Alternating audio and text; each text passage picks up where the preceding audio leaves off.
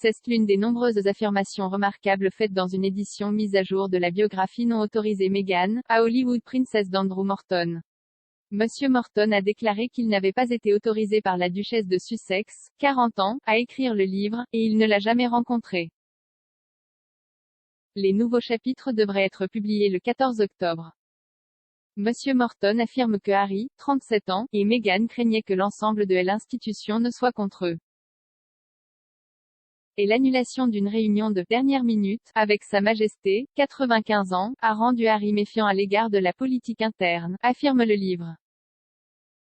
Monsieur Morton a écrit, ce sentiment que, malgré leur popularité internationale, ils étaient en bas du totem royal a été confirmé lorsqu'Harry s'est arrangé pour rencontrer la reine pour une conversation de petit-fils à grand-mère début janvier.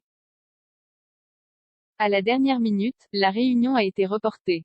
Harry soupçonnait la politique intérieure classique, sa famille craignait que tout ce que la reine accepte lors de conversations informelles ne soit utilisé par Harry comme tactique de négociation.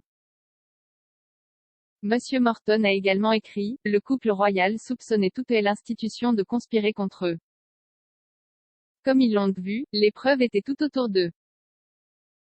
Le code tacite était simple, l'avenir de la monarchie était assuré, avec ou sans Meghan et Harry. Le 8 janvier 2020, l'intention de Harry et Meghan de prendre du recul en tant que membres seniors de la famille royale a été annoncée. Dans leur déclaration, le duc et la duchesse de Sussex ont déclaré que de nombreux mois de réflexion et de discussions internes les avaient conduits à la décision. En février 2021, Harry a parlé à James Corden à ce sujet. Il a déclaré à The Late Late Show, cela ne s'éloignait jamais. C'était prendre du recul plutôt que de se retirer.